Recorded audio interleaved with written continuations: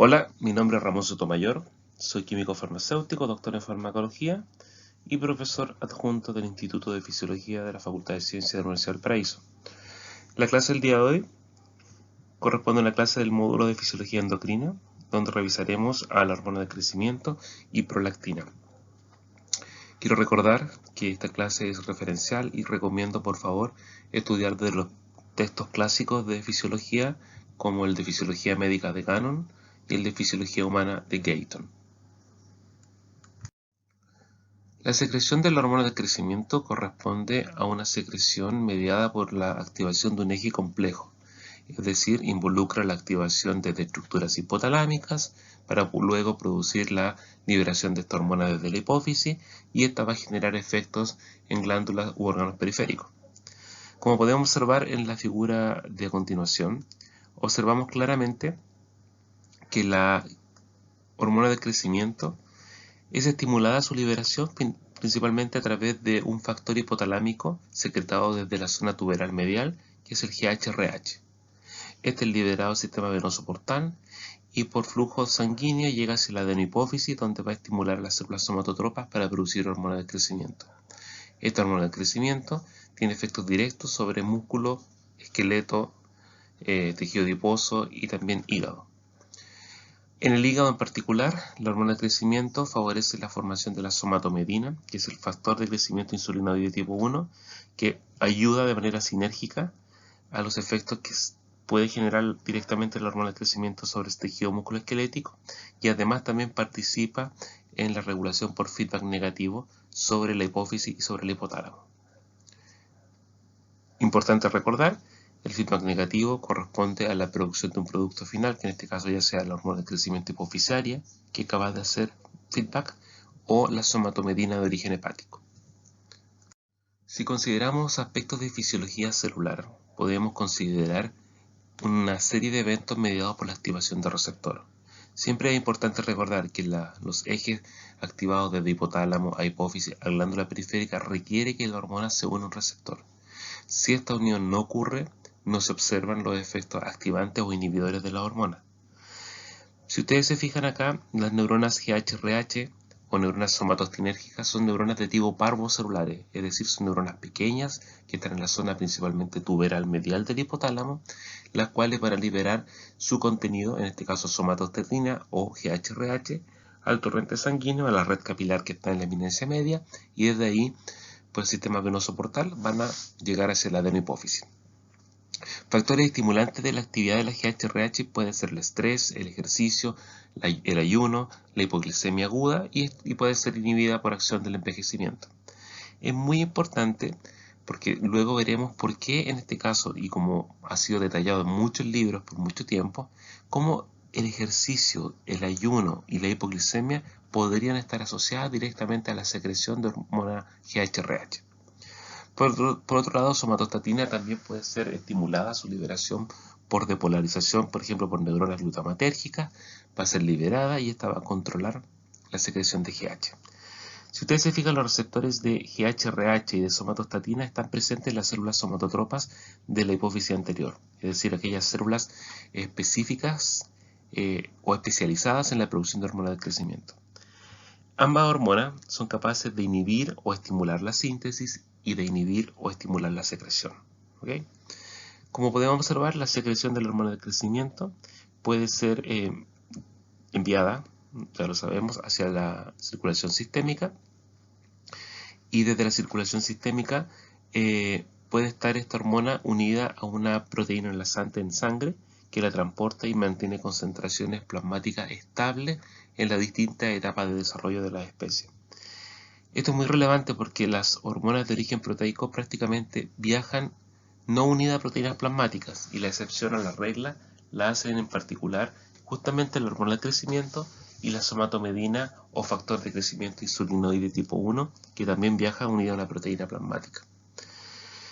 La hormona de crecimiento, como lo mencionamos, tiene un receptor de membrana. Al ser una proteína, no es capaz de cruzar la membrana citoplasmática, así que se une a receptores de membrana, pero estos receptores son receptores conocidos como receptores con actividad tirosina quinasa.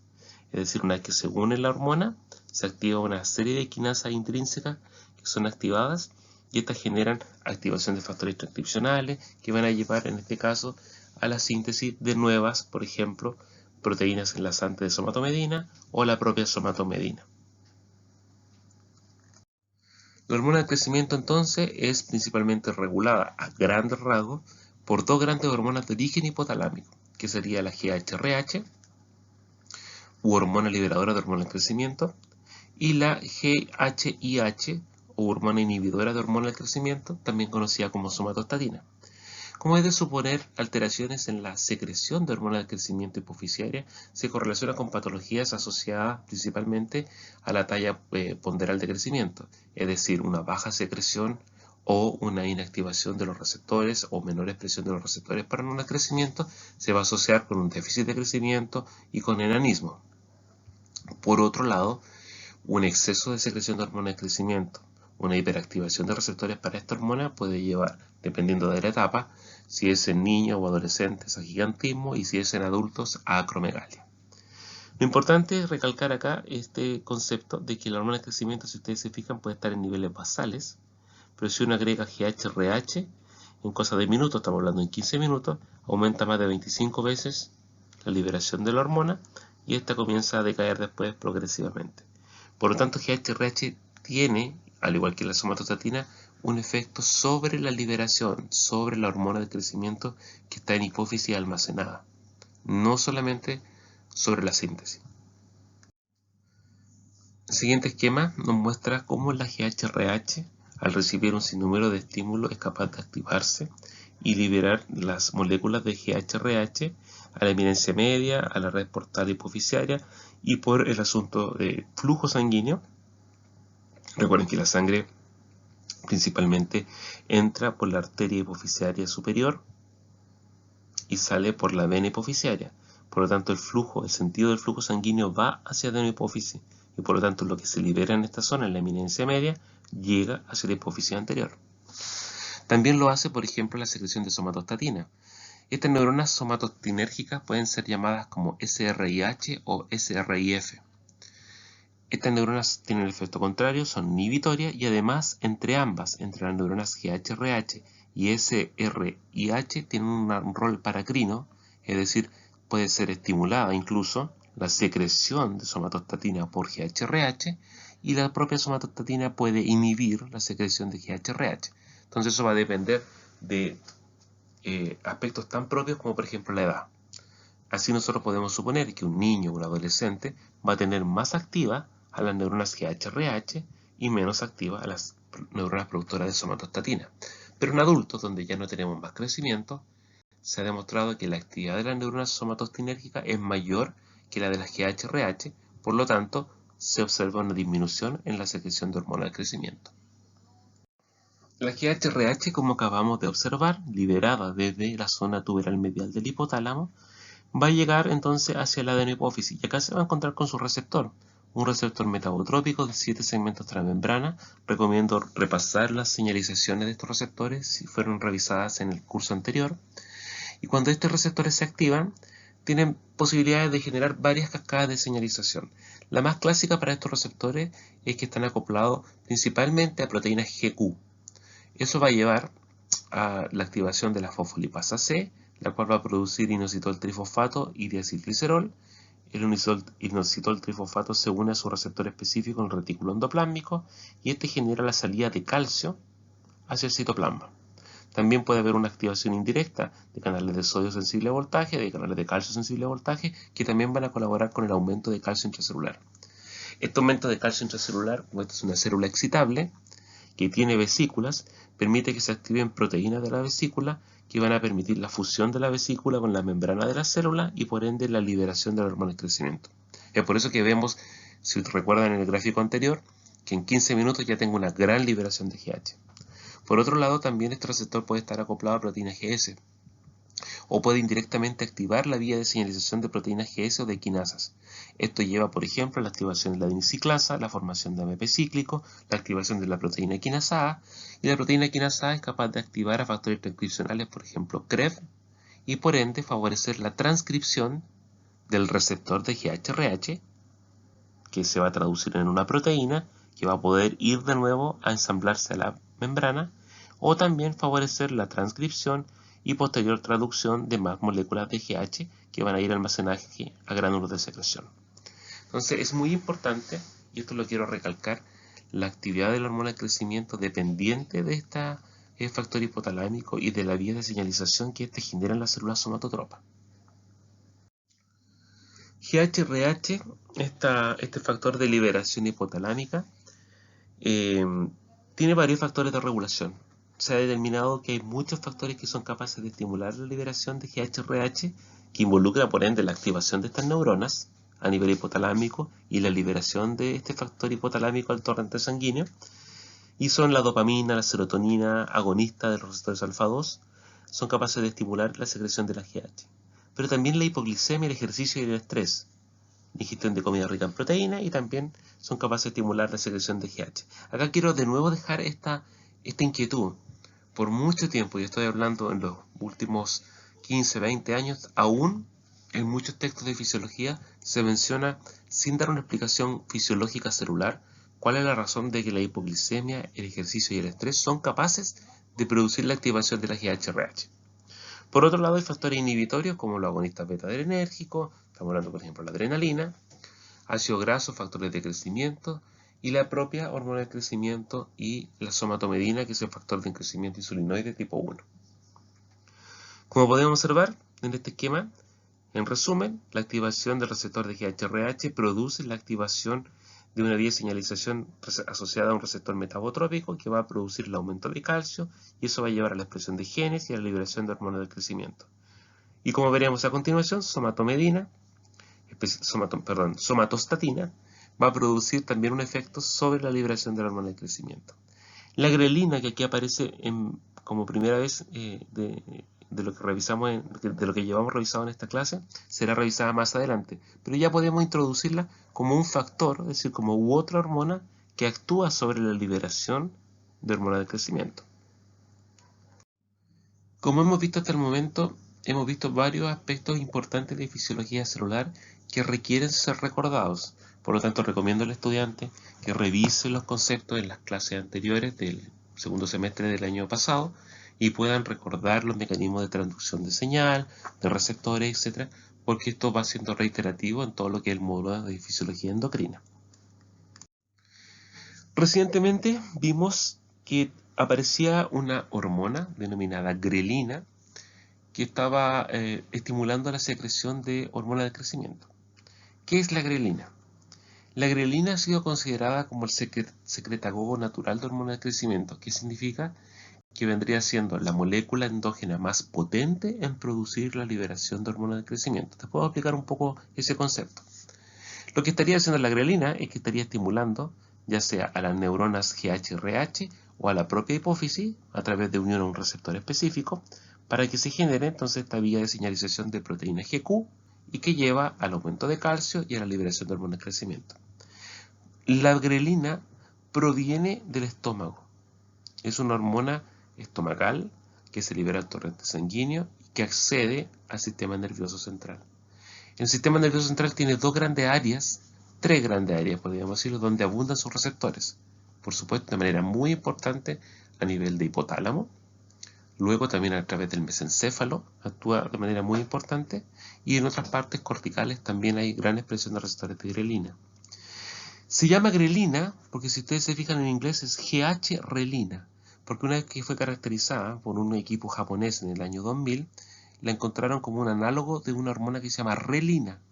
Pero observaron que en su caracterización fisiológica, que este análogo de relina era un secretagogo o estimulaba la secreción de GH. Por lo tanto, fue llamada entonces GH-relina o lo que sabemos actualmente como grelina. La grelina tiene interesantemente una estructura que es de 28 aminoácidos y que si ustedes se pueden fijar en el aminoácido número 3, que es donde hay una serina, tiene lo que se llama una N-acilación o N-octanoilación. Es decir, tiene como un ácido graso de 8 átomos de carbono unida a esta serina. Esto automáticamente a la estructura de la grelina hace que aumente su lipofilia. Al aumentar su lipofilia, lo que hace es que pueda acceder de mejor manera a aquellos compartimentos que son más lipofílicos o están más cerrados. Entre esos, por supuesto, el sistema nervioso central. Es por eso que uno puede pensar que hay mucha fenestración a nivel hipotalámico, la barrera hematocefálica es más débil y por lo tanto no necesitaría la grelina alguna modificación en particular para acceder a esa zona. Pero sí, por ejemplo, a nivel del mesencéfalo y a nivel cortical, la grelina puede acceder de mejor manera por esa acilación. Entonces vamos a tener dos tipos de grelinas que están en sangre. La grelina acilada, que es la que accede, como les mencioné, a todas estas porciones y tiene su efecto en promover las conductas mediadas en hipotálamo, y la grelina no acilada, que no puede cruzar la barrera hematoencefálica, que principalmente tiene efectos locales y es un producto de metabolización por enzimas particulares en la periferia que son capaces de quitar el grupo silo a la grelina acilada. El principal efecto que fue observado con la grelina fue que era capaz de estimular a las neuronas GHRH de la zona hipotalámica para que produjeran este factor hipotalámico. Además, también se pudo observar que la grelina podía unirse directamente a receptores que estaban presentes en la adenohipófisis y donde se podía producir rápidamente la liberación de hormonas del crecimiento. Esto se hizo en hipófisis aislada, en hipotálamo aislado, entonces se hicieron todos los estudios que pudieron demostrar esta actividad directa de la grelina sobre la actividad de la GHRH y sobre la actividad de la hipófisis para liberar hormonas del crecimiento. Sin embargo, también se observó que en el mismo núcleo R4, donde están los receptores o están las neuronas GHRH, existen neuronas que tienen que ver, que son de primer orden, que tienen que ver con el control de la alimentación. Y estas neuronas son las AGRP o neuronas del péptido relacionado con agouti. ¿Ya? Esto tiene que ver un poco con un color que tienen las ratas, los roedores, por eso se llama un péptido que está relacionado con el color de los roedores, agouti, y el neuropéptido Y o MPY. Se observó que grelina es capaz de estimular a ambos la producción de liberación de ambos péptidos de las neuronas de primer orden que están asociadas en la zona medial del hipotálamo. Y sabemos en la actualidad que cuando aumentan estos péptidos, su liberación aumenta la ingesta de comida, disminuye la oxidación de grasas y aumenta el depósito de grasa corporal. Por lo tanto, son hormonas que generan un balance energético positivo. Ahora, solamente para recordar, estos receptores de GHRH comparten con el receptor de grelina las vías de señalización que pueden llevar a la liberación de hormonas del crecimiento. En humanos, como veremos en los gráficos de acá, se observó que la grelina tiene un rol diferente, podríamos decirlo, distinto a otra hormona periférica que es la leptina. Si queremos hacer una relación muy rápida, podemos decir que la grelina promueve a nivel hipotalámico la alimentación, mientras que la leptina a nivel hipotalámico inhibe la alimentación. ¿Qué es lo que observamos acá? Estas son las mediciones de 3 hormonas en 10 humanos, sujetos voluntarios sanos, que son los niveles plasmáticos de grelina, los niveles plasmáticos de insulina y los niveles plasmáticos de leptina. B corresponde a breakfast, el desayuno, lunch al almuerzo y dinner a la cena. Entonces fíjense ustedes que en la mañana, acá están las horas del día que corresponden para los 3 gráficos. Si ustedes se fijan, comienza a aumentar los niveles de grelina hasta un punto donde después disminuyen. ¿Cuándo disminuyen? Cuando se produce la alimentación. Entonces podríamos decir que el aumento de grelina favorece que se genere el proceso de alimentación por los mecanismos anteriormente revisados, secreción de MPY o de AGRP, y por lo tanto después los niveles de grelina comienzan a disminuir. Entonces acá tenemos dos preguntas: ¿cómo suben y cómo bajan? En el caso de la insulina sabemos que después de la comida los niveles de insulina aumentan para controlar los niveles de glicemia y luego estos van a disminuir. En el caso del almuerzo y la cena observamos lo mismo. Los niveles de grelina comienzan a aumentar hasta el momento de la alimentación y después bajan. Y posterior al proceso de alimentación, donde ha aumentado la glicemia plasmática, comienza a aumentar la secreción de insulina. En el caso de leptina no encontramos cambios significativos porque su secreción es circadiana y tiene un ciclo de aumento de los niveles progresivamente de leptina durante el día para empezar a reducirse durante la madrugada. Si recuerdan el gráfico que vimos un momento atrás, solamente veíamos la curva que estaba asociada a GHRH. Entonces decíamos que si teníamos hipófisis donde tenían secreción basal de hormona de crecimiento, agregábamos GHRH, esto aumentaba casi unos 25 veces su liberación en los primeros 15 minutos y luego comenzaba a bajar. Bueno, de manera equimolar o proporcional. Si ustedes se fijan, en los primeros 15 minutos ya prácticamente ha aumentado casi 60 veces la secreción de hormona del crecimiento inducida por grelina, para que después en los siguientes 15 minutos ya esto sea más del 90%. Entonces, esto indica que la grelina corresponde a ser el secretagogo endógeno de la hormona del crecimiento, es decir, es la hormona que genera un mayor efecto en la secreción de GH. Desde el punto de fisiología celular siempre es importante entender por qué se producen estos fenómenos globales que nosotros observamos, por ejemplo, que una hormona aumente para después generar una conducta y después esta disminuya. Porque hay que integrar los conceptos básicos que hemos revisado con los conceptos observacionales. ¿Y qué podemos saber con el aporte científico que se ha dado en el último tiempo? Es que las neuronas, o mejor dicho, las células excitables del estómago, productoras de grelina, tienen un comando de producción o de estimulación muy importante y también de inhibición de un gran número de factores. Quiero que se fijen, los que están a este lado corresponden a factores que son capaces de estimular la secreción de grelina desde el estómago, por ende va a aumentar la grelina, va a aumentar su efecto en el hipotálamo, va a aumentar la liberación del péptido GRP y NPY, va a aumentar la alimentación, va a aumentar la secreción de GH. Y los péptidos de esta otra zona son péptidos que están asociados a la inhibición, o son receptores, que están asociados a la inhibición, y por lo tanto cuando son estimulados, inhiben la secreción de grelina. Hace un momento atrás, cuando partimos comenzando esto, le decíamos que se había determinado hace mucho tiempo que el ayuno, que la hipoglicemia producen significativamente liberación de hormona del crecimiento, pero no sabíamos cómo ocurría. Y en ese sentido es muy importante reconocer que cualquier situación de estrés fisiológico, como el estrés propio, el ayuno o la hipoglicemia, generan que se produzca la activación de secreción de adrenalina, principalmente para poder hacer la ruptura de glucógeno hepático y aumentar la liberación de glucosa. Entonces, en ese sentido, por ejemplo, sabemos que el rol de adrenalina y noradrenalina estimulando el receptor beta 1 presente en las células del estómago que producen grelina es muy importante para estimular en estas situaciones en particulares de ayuno, de ejercicio, etc., que se secrete grelina. Pero después que se ha secretado grelina, nosotros nos alimentamos, porque aumentaron los péptidos NPY y AGRP, y por lo tanto nuestros alimentos que vienen ácidos grasos. Y estos ácidos grasos que se han procesado a nivel del intestino y comienzan a ser absorbidos, en el estómago, en la circulación sanguínea del estómago, son capaces de estimular a receptores para ácidos grasos, los cuales están fundamentalmente acoplados a proteínas G inhibitorias. Por lo tanto, después de que nosotros comemos, los ácidos grasos son inhibidores de la secreción de grelina. Y si ustedes recuerdan en el gráfico anterior, veíamos que la grelina aumenta hasta el momento de comer y después de comer disminuye. Bien, antes de continuar, entonces hagamos un resumen. La secreción de hormona de crecimiento está mediada entonces por tres grandes factores, es decir, dos factores hipotalámicos, uno inhibitorio y uno excitatorio. El GHRH estimula la secreción de hormona de crecimiento, la somatostatina inhibe la secreción de hormona de crecimiento y por supuesto también ambos afectan la síntesis.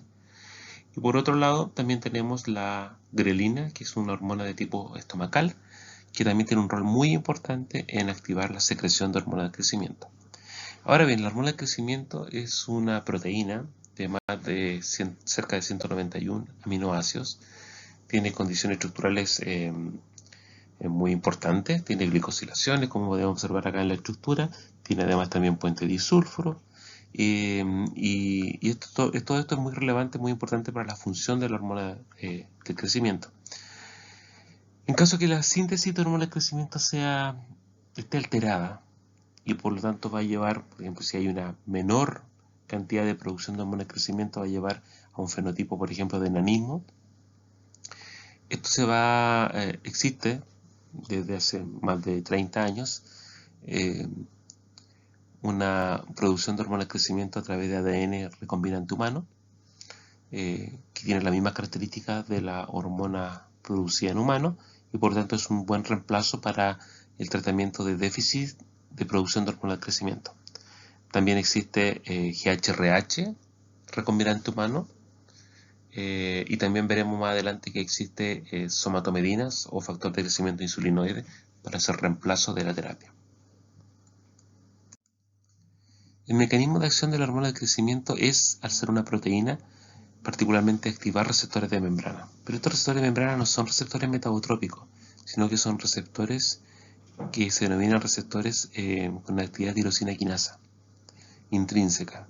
¿Qué significa esto? Significa que cuando se une el ligando al receptor, especialmente a la zona o cadenas alfa, que son los sectores, las zonas extracelulares, en su zona interior, intracelular, tienen acoplado por módulos de activación algunas proteínas como la proteína JAK, que es la proteína JAK o Janus quinasa. Cuando se une la hormona del crecimiento, se fosforilan residuos de tirosina intracelulares que hacen que se active la proteína JAK quinasa. Esta activación de la proteína JAK quinasa favorece también que se produzca la fosforilación de un factor transcripcional que está en el citoplasma, que es STAT. STAT fosforilado es capaz de dimerizar. Cuando ha dimerizado, actúa como factor transcripcional y por lo tanto promueve parte importante de los efectos que genera la hormona de crecimiento. Entre esos, producir la hormona somatomedina o factor de crecimiento insulinoide tipo 1, que también va a promover los efectos de crecimiento muscular, esquelético, etc. Como podemos ver en este otro esquema, observamos lo mismo, la activación de Janus quinasa genera la activación de factores transcripcionales, en este caso STAT5, que cual dimerizado va a ir a generar transcripción de genes. Ahora aquí es bien interesante esto porque dentro de la vía de señalización intrínseca, intracelular, tenemos que, por ejemplo, se puede acoplar a la activación de JAK quinasa, una vez que la hormona de crecimiento se une a su receptor, también a la activación del sustrato receptor de insulina, que es una proteína clave, tipo JAK, por ejemplo, para el receptor de insulina. Y esto es muy relevante porque sabemos que a través de esta vía la hormona de crecimiento, por ejemplo, promueve glucólisis dentro de las células, pero también tiene un rol importante en un efecto sinérgico entre insulina y hormona del crecimiento para promover el crecimiento. Se sabe que si ustedes a los animales, por ejemplo, sacan el páncreas, donde no se produce insulina, y son capaces de afectar la producción de hormona del crecimiento, los animales se detienen en su crecimiento ponderal. Pero si uno restituye una de las dos hormonas, restituye insulina o restituye hormona de crecimiento, no se recupera una pendiente de crecimiento normal. Solamente se recupera cuando está funcionando el sistema asociado a insulina y la hormona de crecimiento de manera sinérgica. Otra característica de esta diapositiva es que podemos observar a pegvisomant. Y pegvisomant es uno de los pocos antagonistas de uso clínico que se utilizan para bloquear el efecto de la hormona de crecimiento sobre su receptor. O sea, es un antagonista, es un fármaco antagonista. Ustedes pueden suponer cuáles son sus principales utilidades clínicas, las cuales son principalmente el tratamiento de la acromegalia o el tratamiento del gigantismo en niños y adolescentes. La secreción de la hormona de crecimiento responde a patrones de secreciones circadianos, es decir, el núcleo supraóptico y supraquiasmático en particular son capaces de regular los patrones de secreción de esta hormona. Lo mismo pasa con la prolactina, tiene un patrón de secreción muy similar que fundamentalmente está asociado cercano a la medianoche, primeras horas de la madrugada. Dos cosas importantes, si ustedes se fijan, acá tenemos el patrón de secreción en hombres y en mujeres, donde se observa que principalmente es durante el periodo de sueño, fundamentalmente cercano a la medianoche y un poquito más. Y si ustedes se fijan, es fundamental el periodo de sueño para que se produzcan estos pics. Entonces una recomendación importante a niños que están en periodo de crecimiento es que tengan las horas de sueño profundo adecuadas, porque de esa manera se asegura que hay un crecimiento de hormona, una secreción de hormona de crecimiento normal. Las mujeres tienen mayor secreción de hormona de crecimiento que los hombres, si uno lo ve en secreción cuantal o cantidad total porcentual durante 24 horas, y si uno observa en los hombres cercano a 15 microgramos por día, en mujeres cercano a los 47 microgramos por día, porque tienen otros pic de secreción durante el periodo diurno. ¿Okay? Ahora bien, si ustedes, como ya lo mencionamos hace un momento, es distinto los patrones de secreción de hormonas del crecimiento en los rangos etarios. Es decir, por ejemplo, es distinto lo que se observa en secreción de un niño, en un adolescente o en un adulto. Por lo tanto, podemos suponer que más hormona de crecimiento va a ser secretada cuando tenemos adolescentes y niños y menores cantidades cuando son adultos. Y ahí tiene que ver un poco con la actividad de las neuronas hipotalámicas productoras de GH-RH y de somatostatina. Se estima que en la adultez la actividad de las neuronas somatostinérgicas que inhiben la secreción de hormonas de crecimiento es mayor que la que se observa de neuronas GH-RH en niños, por ejemplo. ¿Okay? Entonces, fíjense acá, por ejemplo, a un chico de 7 años tiene pic de hormonas de crecimiento que están en una escala cuantal de 0 a 40 mil unidades por litro, donde los pics que se observan más importantes son cercanos a la madrugada, medianoche, que es normal cuando se producen las horas de sueño. A los 13 años tengo vibraciones cuantales mucho mayores en el mismo horario. Si ustedes se fijan, principalmente la escala cambia de 0 a 100, o sea, estamos hablando ahora de cantidades que pueden ser el doble o el triple de lo que secretaban a edades menores, y unos pics diurnos que son muy importantes, y esto tiene que ver bastante con el ejercicio, porque el ejercicio es un factor que, como ya lo hemos revisado, puede generar hipoglicemia fisiológica, y la hipoglicemia fisiológica puede ser un factor que gatilla la secreción de grelina. Ya a los 20 años, si ustedes observan, la escala vuelve a cambiar los patrones de secreción, y ya después de los 30 años los pics de secreción son mucho menores. Entonces, principalmente observamos mayor síntesis y liberación de hormonas del crecimiento entre niños de 10 a 18 años, porque después esto comienza a disminuir significativamente cuando uno ya detiene el crecimiento vertical y por lo tanto ya deja de crecer. Como revisamos entonces hace un par de diapositivas anteriores, los principales factores que afectan la secreción de hormonas de crecimiento son la somatostatina de origen hipotalámico, la GH-RH de origen hipotalámico, y directamente sobre la hipófisis van a actuar la grelina estimulando, hormonas tiroideas también tienen un rol importante en el crecimiento, y glucocorticoides también pueden afectar los patrones de secreción de hormonas de crecimiento. Entonces, muy importante la funcionalidad de esta glándula para asegurar que los individuos, ya sean animales o humanos, primates, tengan una talla de crecimiento normal durante el periodo de niñez y adolescencia.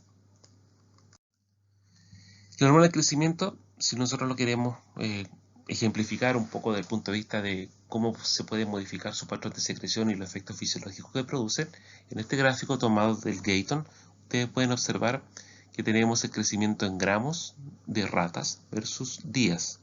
Y si ustedes se fijan acá, lo que se hizo es un modelo de gigantismo animal, donde los animales desde el momento de nacer se le inyectaron diariamente dosis de hormona de crecimiento. Los animales normales, si ustedes se fijan, después de tener 100, 180 días, comienzan en un periodo de mantención de su peso y tamaño cercano a los 200, 250 gramos. Mientras, si ustedes se fijan, los animales que se les administró hormona de crecimiento a diario tienen una ganancia de peso gigantesca, casi el doble de lo normal a los 600 días, y eso involucra rápidamente, o se asocia rápidamente a un modelo, o puede ejemplificar un modelo de gigantismo humano.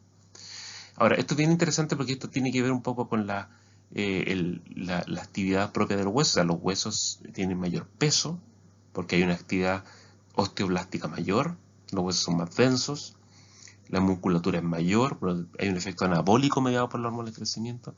Entonces, en masa, el animal tiene un peso mayor, principalmente por actividad de la hormona de crecimiento sobre el tejido musculoesquelético. Los efectos propios del crecimiento mediados por la hormona de crecimiento están dados principalmente, por ejemplo, por el crecimiento de los huesos largos y por aumento de los cartílagos epifisiarios. Si ustedes recuerdan, los huesos largos, esternón, fémur, etc., tienen la epífisis de los extremos está separada por la diáfisis, y en esta epífisis normalmente lo que hay es un cartílago, Este cartílago, cuando se produce en la adolescencia y se produce la secreción de hormonas sexuales como testosterona o estradiol, este cartílago se osifica, es decir, se transforma en hueso. Y en ese momento que se produce esa osificación del cartílago, lo que nosotros observamos es que hay un cierre del cartílago de crecimiento y por lo tanto los individuos como tal dejan de crecer. Ya no tienen más ganancias de talla porcentual o ponderal. ¿Qué pasa cuando ocurre gigantismo? Cuando ocurre gigantismo, lo que pasa es que generalmente se observa que este cartílago ha crecido mucho en tamaño. Por lo tanto, ahora tenemos una diáfisis ósea con dos grandes porciones de cartílago en los extremos que hace que los huesos sean más largos de lo normal. Entonces, cuando llega el periodo de secreción de hormonas sexuales, se osifica una mayor cantidad de huesos y por lo tanto el tamaño también es mayor. Acoplado a esto a un mayor crecimiento o efecto anabólico muscular, hace que el individuo sea mucho más grande. A finales de la adolescencia, como dice el texto acá abajo, el cartílago se acaba, o sea, se osifica, se produce la fusión ósea entre la diáfisis y la epífisis, y esto va a impedir que los huesos continúen creciendo. El grosor de los huesos también se ve afectado por la hormona de crecimiento. Esto tiene que ver principalmente en que la hormona de crecimiento favorece la actividad osteoblástica, que es la actividad de las células del hueso que producen depósitos de nuevo hueso. Y por ende, a su vez, los osteoclastos comienzan a hacer un proceso de resorsivo de menor cuantía. Entonces, la mayor estimulación de la GH sobre la actividad osteoblástica es capaz de generar este mayor engrosamiento de los huesos. De hecho, en condiciones de acromegalia, por ejemplo, o de gigantismo, se asocian que los huesos de las manos, por ejemplo, en particular, se engruesan bastante y se les denomina mano de pala, porque los dedos son mucho más gruesos que los dedos de una sujeta normal. Y por supuesto, a nivel de tejido muscular, como ya lo hemos mencionado en varias ocasiones, los mioblastos comienzan a proliferar, a aumentar su tamaño y por lo tanto hay un aumento significativo en la actividad anabólica sobre el tejido muscular. Acá solamente a modo de ejemplo tenemos factores que son capaces, sistémicos y locales, que son capaces de estimular o inhibir la actividad de osteoclastos y osteoblastos. Y si ustedes se fijan, esto es una dinámica ósea, no significa que uno sea mejor que otro, sea malo o sea bueno, sino que si ustedes se fijan dentro de esta dinámica ósea, los factores de crecimiento insulinoides, o sea, provenientes de la hormona de crecimiento, modulan positivamente la actividad osteoblástica. Entonces depositan nuevo hueso y se hace más compacto, más fuerte el hueso. A nivel de proteína, la hormona del crecimiento entonces favorece el efecto anabólico, es decir, aumentan los depósitos de aminoácidos en el músculo. Esto hace que aumente la actividad ribosomal y por lo tanto se sinteticen más proteínas y se ve disminuido significativamente el catabolismo. A nivel de lípidos, la hormona de crecimiento favorece la utilización de ácidos grasos, ¿no es cierto?, como fuente energética, lo que se observa es un efecto cetogénico, es decir, disminuye el tejido adiposo, por lo tanto aumentan los ácidos grasos en sangre. Los ácidos grasos en sangre son oxidados a nivel hepático y se produce mayor cantidad de acetoacético y es un efecto cetogénico. Y a nivel del tejido adiposo, este disminuye su tamaño por un efecto lipolítico. Entonces, a nivel proteico aumenta la masa muscular, a nivel lipídico disminuye los depósitos de ácidos grasos, disminuye el tejido adiposo. Respecto a los hidratos de carbono, tiene efectos contrarrestados porque a pesar que puede aumentar la secreción de insulina, también puede afectar la captación de glucosa y la producción de glucosa hepática, o sea, se produce más gluconeogénesis, hay mayor secreción de insulina y también hay menor captación musculoesquelética de glucosa. Entonces, en per se, podríamos decir que el efecto global de la hormona de crecimiento es tener un efecto hiperglicemiante, lo cual en una situación, por ejemplo, de acromegalia o gigantismo, se puede transformar en un efecto diabetogénico mediado por la propia hormona. En resumen, respecto a la expresión del receptor de hormonas de crecimiento, sus principales efectos están mediados entonces sobre el tejido adiposo, donde disminuye el tejido adiposo y disminuye los factores que lo promueven. A nivel hepático favorece la gluconeogénesis, ¿no es cierto? Favorece la conversión o producción de la somatomedina, que es el factor de crecimiento insulinoide. A nivel muscular favorece el anabolismo. A nivel de tejido o líneas de crecimiento, por ejemplo, a nivel del propio hueso, se observa una mayor actividad osteoblástica, mayor actividad de condroitina sulfato, que significa depósito de colágeno en los huesos. Por lo tanto, los huesos se hacen más fuertes. Respecto a las somatomedinas o los factores de crecimiento insulinoides, son muy importantes porque son mediadores de la acción de la hormona de crecimiento. Ya hemos visto reiteradamente en esta clase que el factor de crecimiento insulinoide tipo 1 o IGF-1 es muy importante porque media muchos de los efectos de la hormona de crecimiento.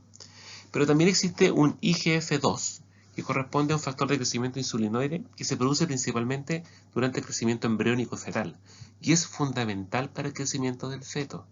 Piensen ustedes que tenemos durante un periodo de preñez, si lo queremos ver en tamaño, de unas pocas células a un individuo que puede aumentar miles y miles y miles de veces su tamaño. Estamos pensando de unas pocas células en un ser humano hasta un individuo que puede llegar a medir sin ningún problema de manera ponderal 52 centímetros. Entonces, si eso se calcula en crecimiento, es un crecimiento de origen fetal muy importante. Y en ese crecimiento juega un rol significativo el factor de crecimiento insulinoide, tipo 2. La esquema de acá nos muestra el factor de crecimiento insulinoide tipo 1. Principalmente podemos ver puentes disulfuros que dan cuenta de la estructura y estos son súper importantes para la actividad biológica de esta somatomedina. Quiero mencionar que en que hay casos de alteración de la secreción de hormona de crecimiento, o sea, se produce menos hormona de crecimiento desde la hipófisis.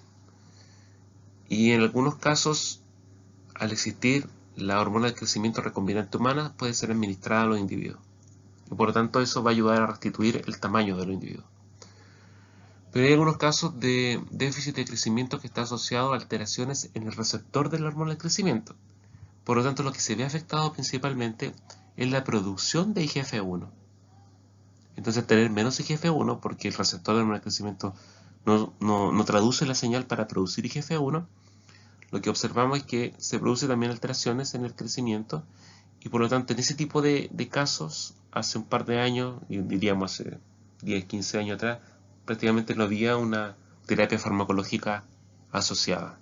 En la actualidad existe factor de crecimiento insulinoide recombinante humano, que se utiliza para aquellos individuos en los cuales se demuestra que su alteración del crecimiento se debe a alteraciones en el receptor de GH y por ende en la producción de IGF-1. Como veremos y como hemos revisado, este receptor también está acoplado a vía de activación de quinasas, especialmente a través de quinasas como PI3 quinasa, RAS quinasa, MAP quinasas en general, y también pueden activar particularmente algunos receptores o proteínas G que están en las vecindades de los receptores en el lado intracelular. Las imágenes de a continuación nos muestran alteraciones en el patrón de secreción de hormonas de crecimiento. Como podemos observar, acá principalmente tenemos condiciones de enanismo, porque fueron déficits de la producción de hormonas de crecimiento durante la etapa de desarrollo de la niñez y la adolescencia. Van Swift es el hombre que se ha asociado a menor tamaño en la historia. Tuvo una estatura menor a los 45 centímetros como adulto ya mayor. Y acá, por ejemplo, tenemos el ejemplo de un niño de 17 años con déficits en la producción de hormonas de crecimiento que uno puede observar que está asociado, como dice acá el texto, a una hipofunción de la hipófisis, o sea, la hipófisis produce muy poca GH. Y además se puede observar que el desarrollo de la genitalia, de los genitales, la gónada, es mucho menor en tamaño que un niño de la misma edad en situación normal. En adultos, la disminución de la secreción de hormona de crecimiento se asocia a un síndrome de déficit de hormona de crecimiento y tiene un rol que está más asociado a algunas alteraciones óseas y musculares, más que por supuesto al crecimiento que ya se produjo durante la adolescencia de manera normal. Por el contrario, un aumento en los patrones de secreción de hormonas de crecimiento ha sido asociado a gigantismo cuando esto ocurre en niños y adolescentes y a acromegalia cuando ocurre en adultos. Acá tenemos el caso de la persona más alta que ha sido registrada en la historia, un danés llamado Robert Wadlow, que murió a los 22 años pesando 222 kilos y midiendo cerca de 2 metros y medio. Esto es el hombre más alto, esto es por un gigantismo. Murió a temprana edad por alteraciones cardiovasculares. Esto tiene que ver un poco con el flujo cardiovascular de sangre mediado por la bomba que es el corazón, A mayor altura requiere mayor fuerza y eso genera hipertrofia de la musculatura cardiovascular y puede llevar a la muerte. Acá tenemos casos de acromegalia. Por si ustedes se fijan, este paciente adulto empezó a tener un tumor tuvo un tumor en su hipófisis que fue hiperfuncional, es decir, produce una gran cantidad de hormonas. Y como lo revisamos en la clase anterior, algunas de las células más abundantes en la hipófisis son las células productoras de GH, comenzaron a producir más hormonas de crecimiento. ¿Qué es lo que observamos? Observamos que se produce este engrosamiento de los huesos del carpo en la mano, y eso hace lo que se llama la mano de pala. También hay una protuberancia mayor en la mandíbula, que se empieza a proturar hacia adelante, crecimiento del cartílago nasal, por lo tanto la nariz se hace más grande, y también lo que pasa con los cartílagos de las orejas, que también las orejas cambian de tamaño. Acá, por ejemplo, tenemos una mujer que a temprana edad no tenía ningún problema de producción de hormonas de crecimiento, pero empezaron los problemas cercanos a los 30 años, y se pueden ustedes fijar un cambio fenotípico muy importante, donde se ve la protuberancia de la mandíbula, crecimiento de la nariz, que está asociado principalmente a un adenoma hipoficiario hiperfuncional. El mismo caso ocurre acá. Una mujer se observan los cambios faciales mediados principalmente por un cuadro de acromegalia asociado a un tumor hipoficiario. Ahora, los tumores hipoficiarios son bastante comunes. Son tumores de origen encefálico, me refiero bastante más abundante el número de casos que, por ejemplo, los glioblastomas. Si ustedes se fijan en esta radiografía, lo que están observando, por ejemplo, es el hueso efenoide. Y este hueso efenoide, que está acá, corresponde a la silla turca. Por lo tanto, la glándula hipoficiaria está alojada en este espacio. Acá lo que ustedes pueden observar es cómo el hueso efenoide de la silla turca creció, porque se produjo un tumor en la hipófisis que aumentó su tamaño. Este tumor es hiperfuncional, es un macroadenoma que genera rápidamente un crecimiento óseo alrededor, pero también se produce una compresión. Si ustedes recuerdan de la clase anterior, el nervio óptico entra por la parte anterior del hipotálamo, entonces esto genera como una compresión del nervio óptico que está entrando hacia el hipotálamo, y por lo tanto también se observan cambios visuales, alteraciones visuales. ¿Cómo se trata esto? Bueno, en nuestro país hay grupos de la Universidad del Paraíso de neurocirujanos expertos en este tipo de cirugía. Principalmente es una cirugía transesfenoidal, donde accediendo a través de la fosa nasal se rompe el hueso efenoide, y a través de endoscopio se logran remover parte importante del tumor, y se pueden hacer una cirugía bastante limpia desde el punto de vista, con una tasa de éxito muy alta. Como les menciono, en el Hospital Van Buren, en la quinta región, hay un grupo liderado por el doctor Francisco González, que es experto en este tipo de cirugía.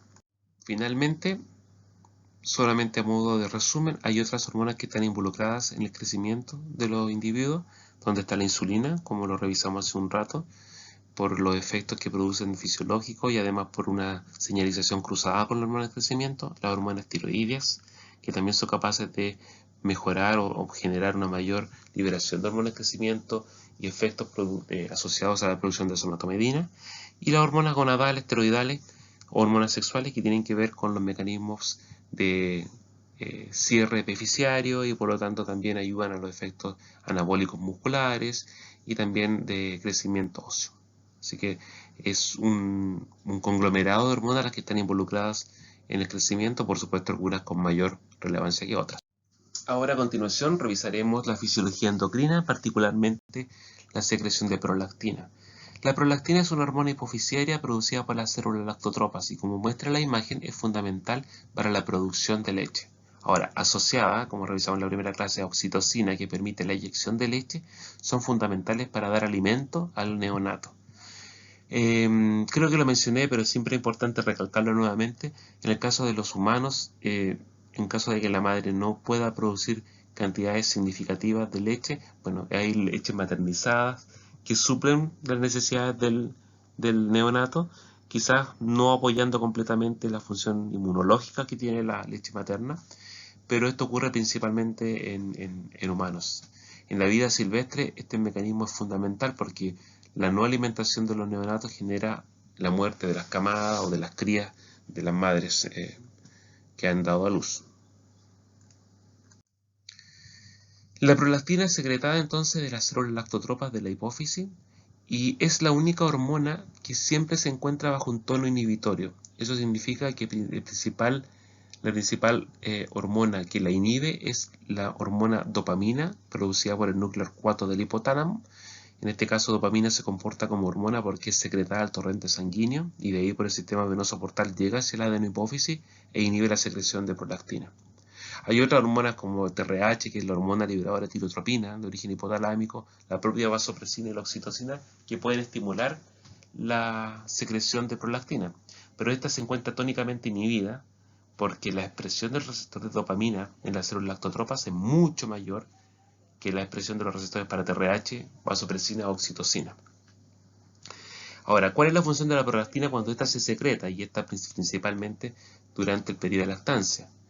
Es decir, cuando se estimula la distensión del pezón, muy parecido a lo que revisamos en el caso de la oxitocina.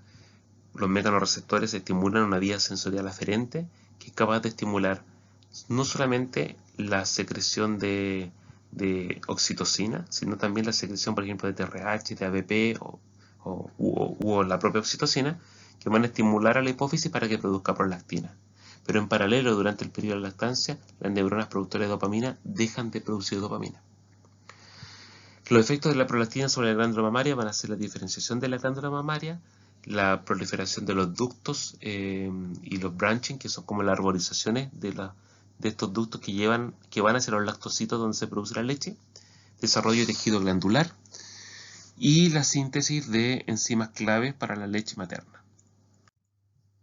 La prolactina es un péptido de la familia de la somatropina. La prolactina tiene un peso molecular alto, cerca de 23 Dalton, kilodalton, perdón, o 23.000 Dalton. Es secretada por las células lactotropas. La concentración normal en hombres y en mujeres bordea los 5 nanogramos por ml y 8 nanogramos por ml respectivamente. Los niveles plasmáticos de prolactina aumentan muchísimas veces a nivel plasmático cuando se finaliza el embarazo y comienza el periodo de lactancia. Y como lo mencioné anteriormente, es la única hormona de la hipófisis anterior que se encuentra bajo un tono inhibitorio constante. Existen un sinnúmero de hormonas que regulan la secreción de prolactina. Ya dijimos que dopamina es la principal hormona hipotalámica que la inhibe y la inhibe a través de la activación de un receptor tipo D2, que veremos más adelante, que a nivel de la célula lactotropa activa una señalización mediada por cascada de proteína GI y eso hace que rápidamente se inhiba o se hiperpolaricen las células lactotropas y no produzcan ni sinteticen, ni liberen prolactina. Pero también los otros factores como TRH, como el péptido vasointegrinal activo, como PACAP y la propia oxitocina son encargados de estimular la secreción de prolactina.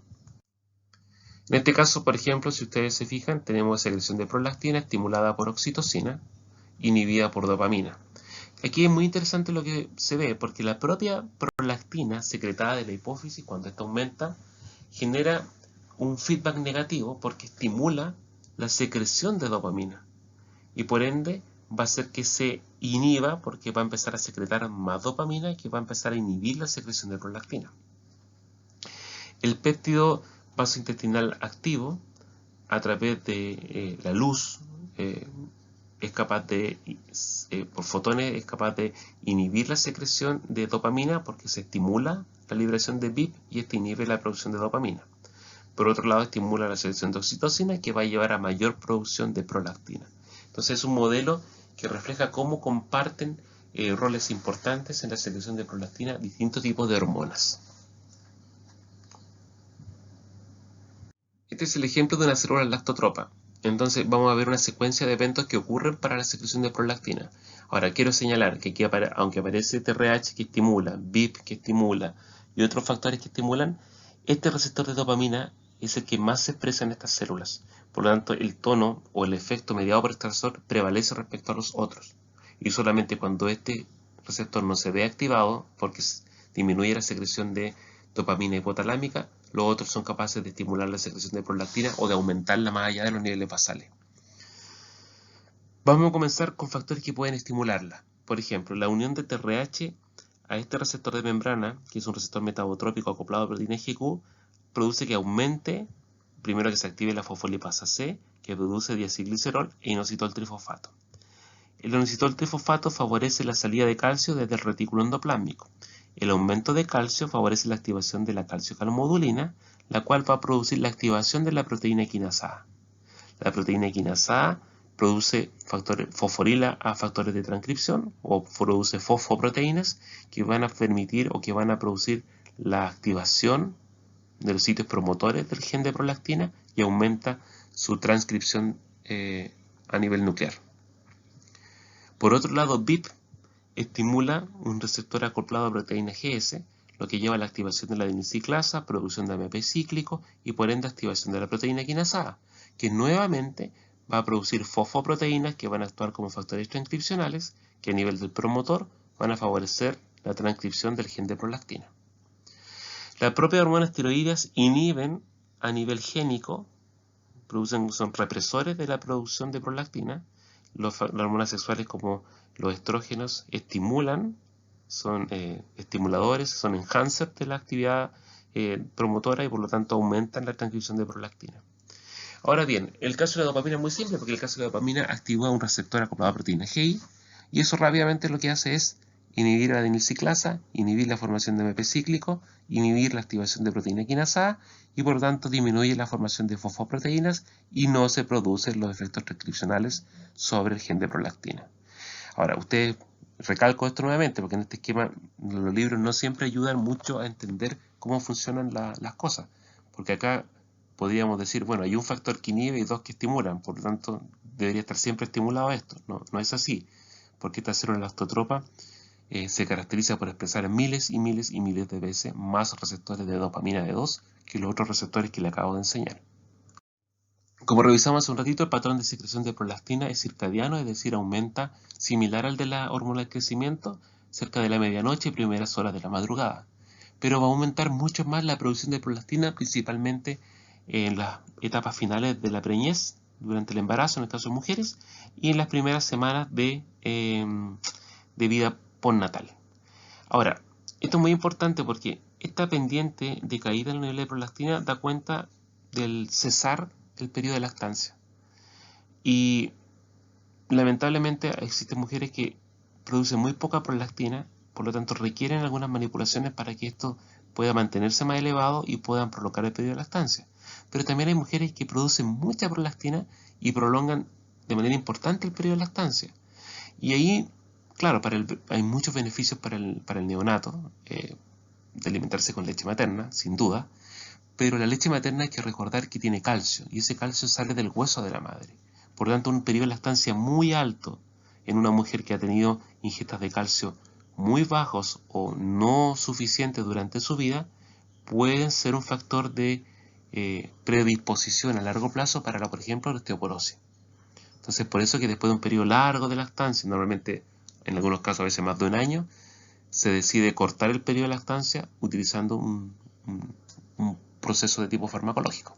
El receptor de prolactina, al igual que el receptor de hormona de crecimiento, en sus residuos intracelulares tienen diversas tirosinas que una vez que se une el ligando, en este caso la prolactina, puede favorecer su fosforilación a través de la unión de una proteína efectora que es JAK canusquinasa, que se une a esta caja, este módulo, y esto genera la activación de estos módulos, fosforilaciones, y estas fosforilaciones llevan a la activación de una vía de señalización que puede llevar a la proteína quinasa B, AKT, a proteínas G pequeñas como RAC, a la activación de MAP quinasa y por ende, si ustedes se pueden dar cuenta, a un sinnúmero de efectos mediados por cascadas intracelulares como movilidad, sobrevida, proliferación y diferenciación celular.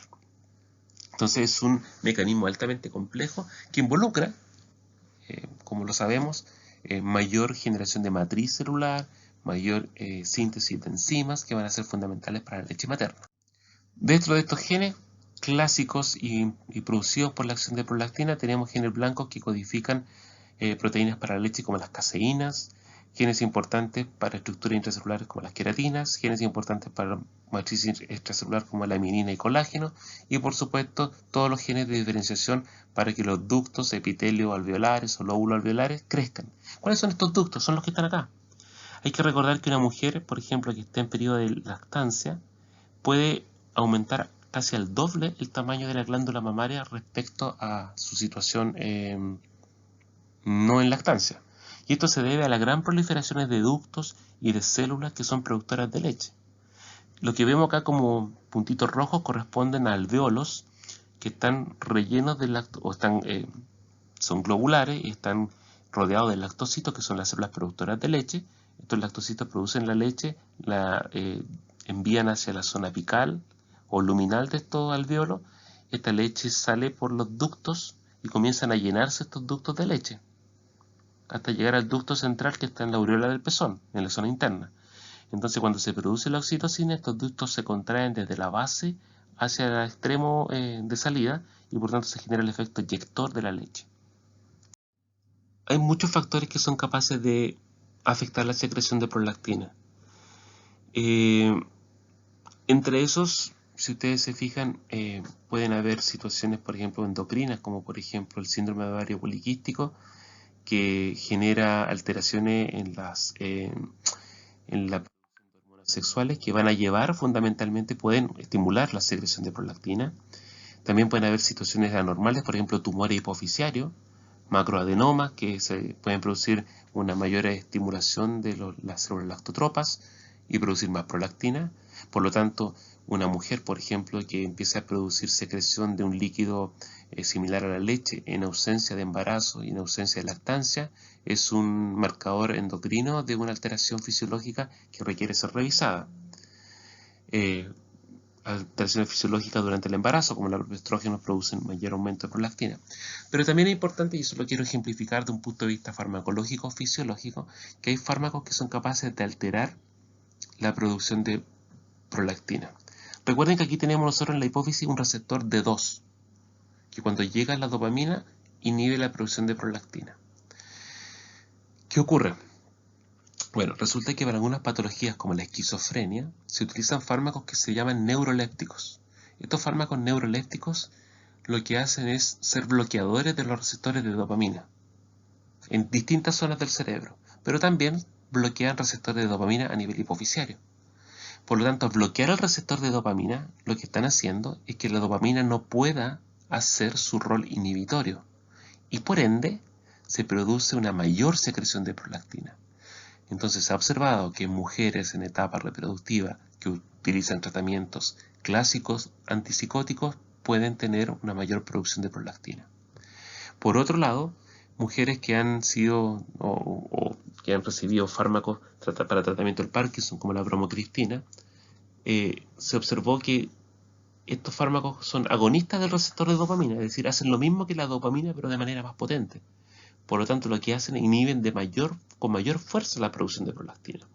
Entonces, cuando tenemos mujeres con lactancias muy largas, para poder frenar esta producción de prolactina y frenar la lactancia, se dan drogas o fármacos que son agonistas de los receptores de dopamina, entre esos la bromocristina.